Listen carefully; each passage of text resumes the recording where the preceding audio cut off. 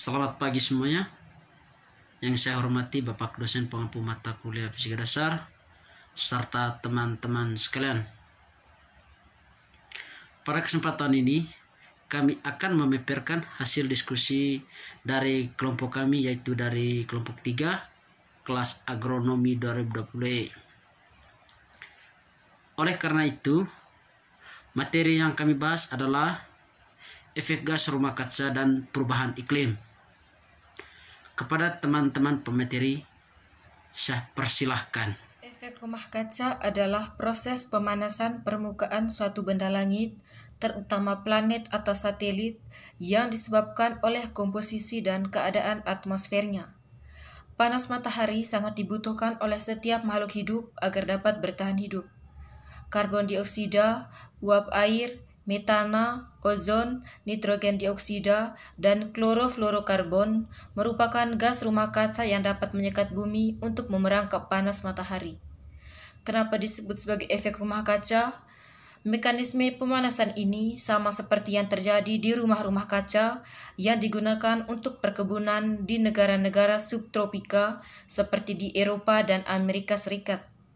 Tanaman-tanaman yang ditanam di dalam rumah kaca ini akan tetap hidup dan tidak mati membeku oleh pengaruh musim dingin karena kaca akan menghalang panas matahari yang masuk dan memantulkan kembali keluar.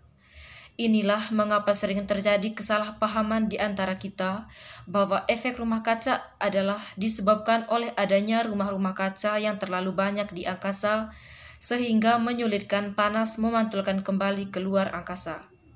Gas-gas tersebut berfungsi sebagaimana kaca dalam rumah kaca, sehingga gas-gas ini dikenal sebagai gas rumah kaca. Penyebab efek rumah kaca disebabkan karena adanya konsentrasi gas karbon dioksida atau CO2 dan gas-gas lainnya di atmosfer. Kenaikan konsentrasi CO2 ini disebabkan oleh kenaikan pembakaran bahan bakar minyak, batu bara, dan bahan bakar organis lainnya yang melampaukan kemampuan tumbuh-tumbuhan dan lautan untuk menyerap. Energi yang diserap dipantulkan kembali dalam bentuk radiasi interfermal oleh awal dan permukaan bumi. Namun sebagian besar interfermal yang dipancarkan bumi tertahap oleh awan dan gas CO2 dan gas lainnya.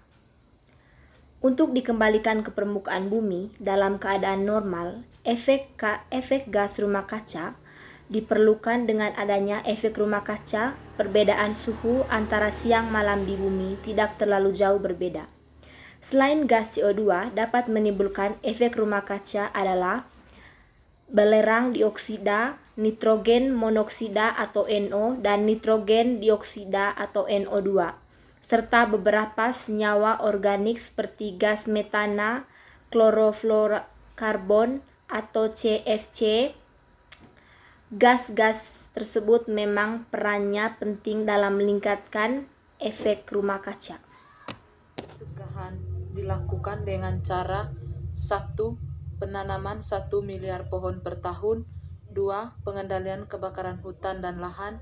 3. Pengelolaan sistem jaringan dan tata air. 4. Rehabilitas hutan dan lahan.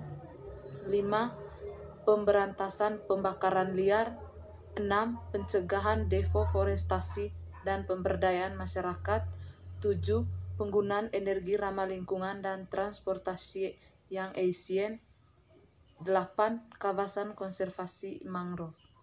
Yang berikut pemanasan global. Pemanasan global adalah suatu istilah yang menunjukkan adanya kenaikan rata-rata temperatur suhu bumi yang kemudian menyebabkan perubahan siklus hujan, kenaikan permukaan air laut, dan beragam bentuk pada tanaman, kehidupan liar, dan manusia. Jika suhu bumi meningkat, bahkan dalam jumlah kecil sekalipun, maka es kutub akan mulai meleleh. Yang berikut, gas rumah kaca. Gas rumah kaca adalah gas-gas yang ada di atmosfer yang menyebabkan efek rumah kaca. Gas-gas tersebut sebenarnya muncul secara alami di lingkungan, tetapi dapat juga timbul akibat aktivitas manusia. Gas rumah kaca yang paling banyak adalah uap air yang mencapai atmosfer akibat penguapan air dari laut, danau, dan sungai. Karbon dioksida adalah gas terbanyak kedua.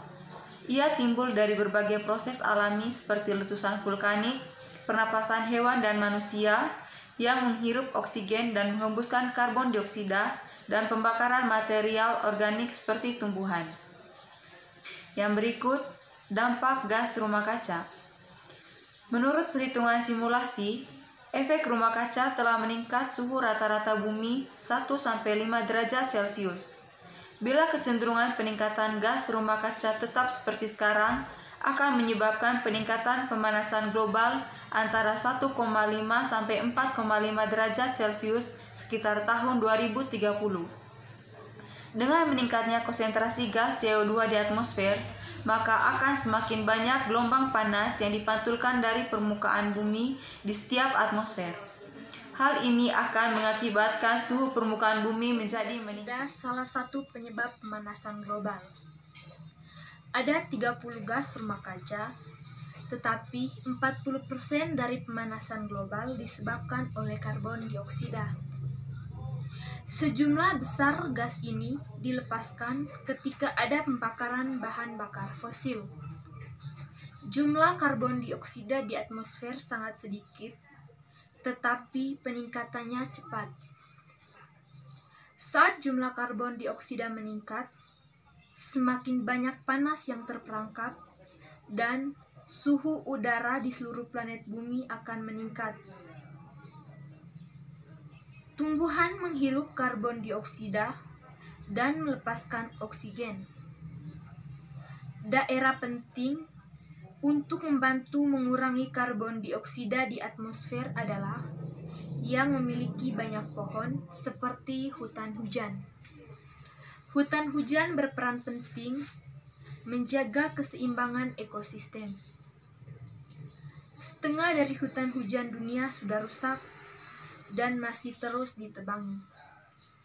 Salah satu akibat dari perusakan hutan hujan adalah semakin bertambahnya gas karbon dioksida di Gejala-gejala pemanasan global. Bumi memiliki atmosfer yang tebal. Atmosfer disusun oleh gas-gas yang dapat memerangkap panas matahari. Proses ini mempengaruhi suhu bumi. Jika panas matahari banyak terperangkap, suhu bumi akan semakin meningkat. Berikut efek dari pemanasan global. Efek dari pemanasan global ini dapat memberikan dampak yang kurang baik bagi permukaan bumi, di mana jika suhu di dunia terus naik, akan sangat mempengaruhi iklim di dunia dan makhluk hidup di dalamnya. Akan lebih banyak hujan di daerah tropis karena penambahan panas akan meningkatkan uap air yang ada di udara. Daerah yang menerima sedikit hujan akan menerima hujan jauh lebih sedikit pula dan berubah menjadi gurun sehingga manusia dan hewan harus berpindah tempat. Dampak negatif dari pemanasan global. Yang pertama, musnahnya jenis keragaman hayati. Yang kedua, meningkatnya frekuensi dan intensitas hujan badai, angin topan, dan banjir. Yang ketiga, mencairnya es dan galakster di kutub. Yang keempat, meningkatnya jumlah tanah yang kering dan potensial menjadi gurun karena kekeringan yang berkepanjangan. Yang kelima, kenaikan permukaan laut sehingga menyebabkan pemutihan karang dan terjadinya kerusakan terumbu karang. Yang keenam, meningkatnya frekuensi kebakaran hutan. Yang ketujuh, menyebabkan penyakit-penyakit tropis seperti malaria karena meningkatnya populasi nyamuk. Yang kedelapan, daerah-daerah tertentu akan menjadi padat dan karena terjadinya arus pengungsian. Iklim dunia. Iklim suatu daerah adalah pola cuaca yang rata-rata dialami dan diukur selama periode waktu yang lama. Ada banyak jenis iklim di dunia ini. Iklim ini yang mempunyai pengaruh yang besar kepada tumbuh-tumbuhan dan hewan sekitarnya. Cuaca yang ekstrim akibat pemanasan global. Pemanasan global akan mengakibatkan perubahan iklim di bumi. Cuaca yang ekstrim pun sering terjadi, bahkan banyak memakan korban jiwa peningkatan suhu bumi akan mengakibatkan terganggunya daur air, sehingga kumpulan uap air tidak merata. Daerah yang tinggi tingkat uap airnya sering mengalami hujan badai seperti terjadi di negara Amerika yang terkena badai Katrina pada tahun 2005. Demikian penjelasan dari saya. Terima kasih. Cuaca yang ekstrim akibat pemanasan global. Pemanasan global akan mengakibatkan perubahan iklim di bumi ini. Cuaca yang ekstrim pun sering terjadi, bahkan banyak memakan korban jiwa. Peningkatan suhu bumi akan mengakibatkan terganggunya daur air, sehingga kumpulan uap air tidak merata. Daerah yang tinggi tingkat uap airnya sering mengalami hujan badai, seperti yang terjadi di negara Amerika yang terkena badai Katrina pada tahun 2005. Terima kasih. Terima kasih kepada teman-teman karena telah memaparkan materinya. Kami dari kelompok 3 mengucapkan minta maaf sebesar-besarnya bila ada kesalahan dalam memaparkan materinya. Sekian dan terima kasih.